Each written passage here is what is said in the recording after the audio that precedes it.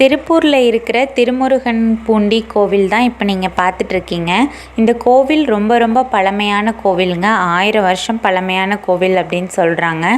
இந்த கோவிலில் பார்த்திங்கன்னா இப்போது கட்டின எந்த விஷயமே இருக்காது. 1000 வருஷத்துக்கு முன்னாடி எப்படி கல்லெல்லாம் செதுக்கி கட்டியிருப்பாங்களோ அதே ஆர்கிடெக்சரில் தான் இந்த கோவில் இருக்கும். இந்த கோவிலோட ஸ்பெஷாலிட்டியே ஆட்டிசம் குணப்படுத்துறது தாங்க. ஆட்டிசம், மனநோயால் பாதிக்கப்பட்ட குழந்தைங்க, செரிப்ரல் பால்சி, உடல் ஊனமுற்ற குழந்தைங்க, இந்த மாதிரி சிறப்பு குழந்தைங்களுக்காகவே தான் இந்த கோவில் இருக்குது. அந்த காலத்தில் ஆட்டிசத்தால் பாதிக்கப்பட்ட குழந்தைங்க, மனநலம் சரியில்லாத குழந்தைங்களெல்லாம் இங்கே கொண்டுட்டு வந்து விட்டுட்டு போயிடுவாங்கன்னு சொன்னாங்க. ஸோ அவங்க படுத்து தூங்குறதுக்காக தான் இந்த கோவிலோட முன்பகுதியில் இந்த மாதிரி தூண்கள் வச்ச மண்டபம் இருக்குது.